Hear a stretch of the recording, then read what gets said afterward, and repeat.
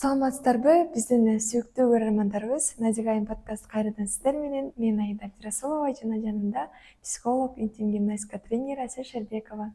Ассаламу алейкум. Алейкум ассалам. Кайрадан сиздер менен көрүшүп жатканыбызга аябай кубанычтабыз. Бүгүнкү темабыз аялдарга негизи үй бүлөгө тиешелүү тема болот. Аялдардын албетте азыркы учурда көпчүлүгү өзүнө көңүл каалайт, эркеги дайыма көңүл буруусун каалап турат. Бирок мындай маселе бар экен. Менин жолдошум дайыма жумушта мага көңүл бурбайт, чогуу убакыт өткөрө албайбыз, кантип жашоого болот деген сыяктуу суроолор бар экен. Ошол боюнча бүгүн маектешип суроосуна жооп бере кетсек. Мисалы дагы Ал бизде ушундай суроо беришкен, кыздар. Мисалы дагы да кененирээк айтайын. Эми башка жакта трак айдап жүрөт, же башка бир Россияда иштеп жүрөт. Анан аялы болсо баласы менен бул жакта өзү эле жашап жүрөт. Үй бүлө негизи бирге болгондо жакшы го. Эки жакта бөлүнбөйчү. Вот ошол. Бирок эркектер айтышат, үй бүлөнү багып жүрбөйбүзбү депчи. Бул учурда кантип компромисске келсе болот эки тарап? Эгерде Кыргызстанда эле болуп, эгерде бир үйдө болуп көңүл бурбайт деп аткан болсо, анда ал жерде кайра эле жетилбеген жашоо бар. Себеби анын аркасында эмнеге көңүл бурбайт, эмне үчүн сага көңүл бурбайт деген тема бар да. Бул жерде эркек менен аялдын ортосунда жашоо өзү бул деген Кудайдын бизге берген табияты. Биздин ал табиятыбыз да. Мисалы, кичинекей бала энени каалайт да. Ал эне менен бактылуу. Энеси, атасы жанында болсо, алар эркелетип турса, алар тойгузуп аткан болсо, алар рахаттанып ошол учурда жашай берет да. Бул биздин денебизге керектүү муктаждыктар бар. Мисалы, биз ошол тамактанып атабыз, мээрим, сүйүү биздин денебизге эң биринчи керек нерселер бар да. Ошолордун катарында бул эркек менен аялдын мамилеси бар. Бул дагы биздин табиятыбыз да. Ал биздин муктаждыгыбыз. Биз эркекке, эркек бизге, аялдарга муктаж. Эгерде эркексиз, аялсыз эгер жашоо болсо бул дүйнө, анда андай кызыксыз же болбосо жашоо жок болмок да, жок болмок. Бул эркек аял менен, аял эркек менен бири-бирин толуктап турабыз да биз. Ошол эле кезде бунун аркасында мындай нерсе бар да. Мисалы, эгерде сен жолдошуң бир жака кетти деп айталы, ал кеткенде эмне себептен кетти ал? Же болбосо эмне себептен кетип калды? Экөөңөрдүн жашооңар жакшы болчу, экөөңөр чоңойгонсуңар дегендей да. Экөөңөр бардык жерде кантип иштеп, кантип акча табууну билесиздер. Балага ата керек экен, эне керек экенин билесиздер. Баары мындай башка жака кеткенде аял мындай кароосуз калып калып атпайбы? Ооба. Нары деген бул денелик муктаждыгы бар. Денелик муктаждык дегенде ал эркектин милдети болчу. Ал никелеп аны никелеп койду. Ушул жерден дагы бир кошумча кетчү нерсе, аял киши ошол денелик муктаждыгы бар деп атпайсызбы? Эгер денелик муктаждыгын кандырбаса, аны сотко берип ажырашса деле болот. Болот. Динде ушундай бар экен, Эми шарият боюнча болот да ал. Ал деген денелик муктаждыгы бар болчу. Плюс деген ал аял бир эркекке муктаж болчу да. Буну аялды карап турган, коргоп турган бирөө керек болчу. Эмне үчүн ошончо нерсе болсо дагы ал эркек кетип калды да. Кетип калды ал. Мисалы, чет өлкөгө кетип калды, же болбосо Эмне үчүн? Ошто болсо Бишкекке кетип калды. Ал жерде нормада жетилүү, нормада карым катнаш жок. Мисалы, коопсуздук жок да. Коопсуздук жок. Мисалы, менин жолдошум мага айта турган болсо, биз айылда жашап атабыз, кайнатамды карап атабыз. Жолдошум айтат мага, биз деген мен Россияга барып иштеп келейин дейт. Десе мен айтам, мен Россияга барып иштеп келүүнү мен каалабайм дейм да. Мен каалабайм. Себеби Кыргызстандан дагы кандай бизнес жасап өнүгүп өсүп кетүүгө толук мүмкүн. Айылда болсок дагы мындай бизнес жасасак болот. Айылда мисалы Россияга барганда эмне жумуш жасайт биринчиден? Кайра эле барып Кыргызстандагы эле айлыкты таап иштеп атышпайбы? демек аны биз кантип ушундай бир акча түшө турган бизнес кылсак болот, эмне жасасак болот дейбиз дагы биз жолдошум экөөбүз ойлонобуз. Себеби мен айтам, эгерде сен сыртка кете турган болсоң, анда мага эркек керек болот. Мен ошол учурда эмне кылам, кандай кылам? Демек мен эркеги жок жашагым келбейт. Мен сенин жаныңда болушумду каалайм, сенин жаныңда коргооңду каалайм деп айтам. Ал учурда ал норма, ал учурда менин жолдошум ал жака кетпейт. Себеби ошондо мен билди, демек мени караш керек экенин, коргош керек экенин. Мен анын каалабарымды билгенден кийин ал эркек четке чыгып кетпейт. Эгер кетем деп бири бири менен келише албай аткан болсо, анда мен андан аркы этаптарга өтө алам. Анда кандай кылуу боюнча, балким чогуу кетебиз деген сыяктуу.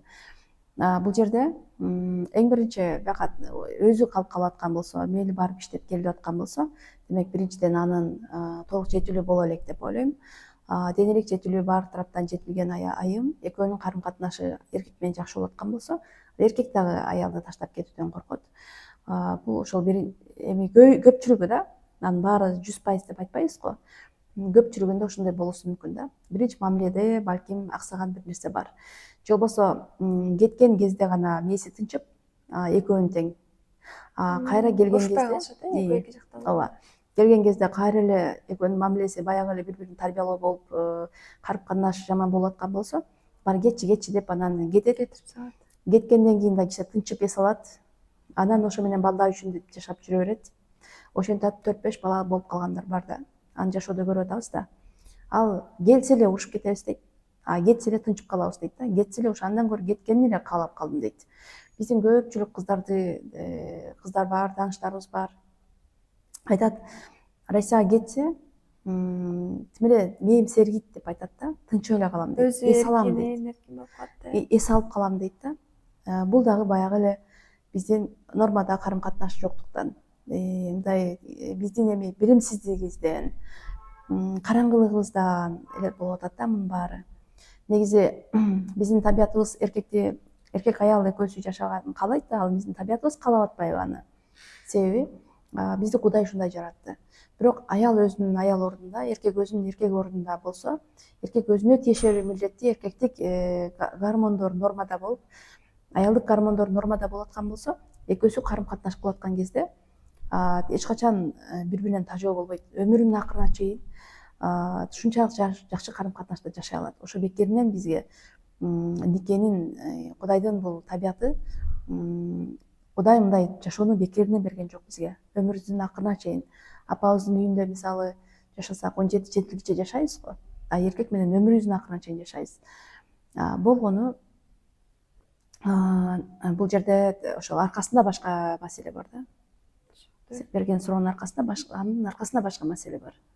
Негизи ошол аял менен күйөөсү эки тарапта жашаганда мамиле суйбойчу, кандай болот?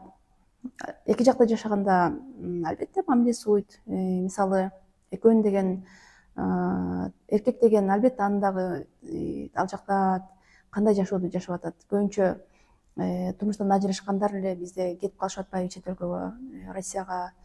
Анан кыздарды көбүнчө жөнөтүшпөйт мисалы ата энелер. Анан баргандан кийин Пайгамбарыбыз Мухаммед айткан, эгерде аял эркек калган жер болсо, үчүнчүсү сөзсүз шайтан болот деген. Андан сен жетилгенсиң, нафсы каалап турат.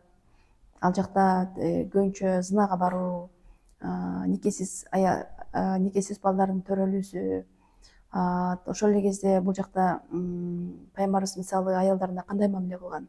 Алар менен күндө ойногон, кубалашкан, суу чачышкан, алардын акыларын берген да. Анан акы бербегенин аркасында албетте алыс болуп аткандан кийин сууйт да. Бул жерде денелик тараптан да оорукчан болуп калуусу мүмкүн, аял дагы, эркек дагы. Аркасында аябай көп мындай зыян нерселер турат. Эң негизги дагы зыяндуулук бул баланын атасы жок тарбиялануусу. Тирүү атасы бар, бирок атанын акысын албоосу. Атасын көрбөйт, атасы алыста. Мисалы бала кичинекей болсо, эгерде 7-8 жашка чейин эң атага муктаж болгон учур болот да. Анын психологиялык калыптануусу ошол кезде болот. Алардын мындай таштап кетип калат деген коркуу сезими болуп калат да балада. Ал кийин дүйнөгө ишенбейт. Бүт нерсе мени таштап кетет деген коркунуч менен жашайт. Ошол эле кезде атасы жок чоңойгондор кадимки аял сыяктуу болуп чоңоет, эркектер дагы. Аял сыяктуу, себеби эркекти көрбөгөн, атаны көрбөгөн балдар аял сыяктуу болуп эртең чоңойгон кезде аябай кыйналат да жашоодо. Кадимки атасыз өскөн балдар бир аз аял сыяктуу болуп калат го, мындай айтышып, текебер болуп, Атанын тарбиясын көрбөгөн. ошондой болуп чоңоюп калат. Ошондуктан бул жерде деген эми үй бүлөгө өтө чоң таасир эткен нерселер бар. Ошон үчүн сен турмушка чыкканда өзүң аялдар дагы өзү мындай коопсуздук койгонду билиш керек да. Аял дагы, эркек дагы. Мисалы ошол эле кезде аялдар деле кетип атпайбы, иштеп кетип калышып атат. Кеткенде деген бул жакта деген эркектер калып атат. Ошентип үй бүлөлөр көп, үй бүлөлөр ошентип бузулуп атат. Бизде да бир таанышыбыз бар, кеткен өтө эми кыйын чекчейген киши болчу. Жылда барып иштечү. Анан бул жака күйөөсү үй алам деп иштеди. Ал үй алгандан кийин ал күйөөсү болсо, ал күйөөсү келгиче башка күйөөгө тиип кетти аялы. Анын аркасынан аябай депрессияга түшүп калып калды. Эч нерсе кыла алган жок. Мындай айтканда, үй жай менен аялы башка эркекке чыгып кетти. Андай учурлар четтен эле саналып атат да. Мен дагы өзүм дагы бизге келген кыздардан байланышып жүргөн кыздардан дагы көрүп атабыз. Жолдошу кеткен кезде сынакка түшүп кетип атышат аялдар дагы. Бул албетте эркек күнөөлүү деп ойлойм. Аны жооп берүү керек, себеби үй бүлөнү кармоо көбүнчө эркектерге тиешелүү. Эми алардын жообу бул жерде биз үй бүлөнү багып жүрбөйбүзбү, ошол үчүн иштеп атабыз деши мүмкүн да. Ал Бирок багуу үй бүлөсүндө такыр катышпайт, иштеп эле жүрөт.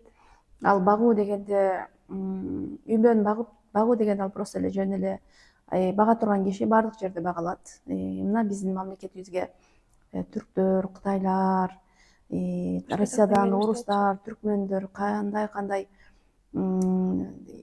адамдар келип, дүйнөгө келип биздин мамлекетибизде байып атышат. Эмне үчүн биздин мамлекетибизде кылганга болбойт? Тескерисинче сырттан алып келсин, көргөн бизнестерин тескерисинче Кыргызстанга алып келип кылганга эмне үчүн болбосун? Азыр ушунчалык жумушчулар жетишсиз болуп атат Кыргызстанда. Азыр могу текстиль тармагы деп айтып атабыз го.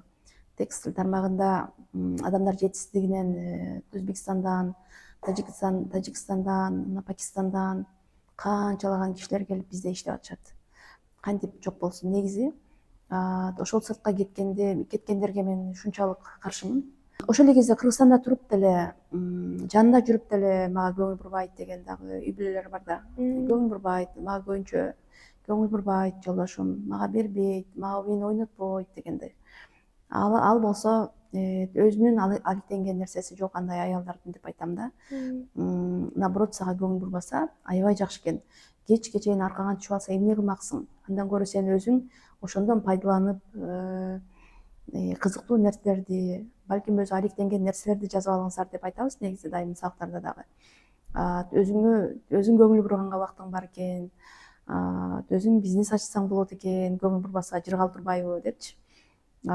Эркек өзү алектенген нерсеси бар болуп аткан болсо, көбүнчө жетилбеген кыздар, алектенген нерсеси жок кыздар, ал ошо эркекке энеден каалаганды күйөөдөн сурап эле талап кыла берет да.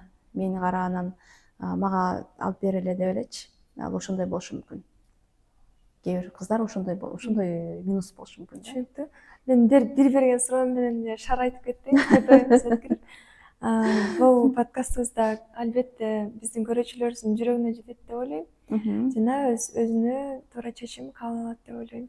Сиздин да келип бергениңизге чоң рахмат. Кайра дагы пайдалуу подкасттар тартабыз деген үмүттөмүн. Сиздер менен да көрүшкөнчө саламатта калыңыздар. Саламатта калыңыздар.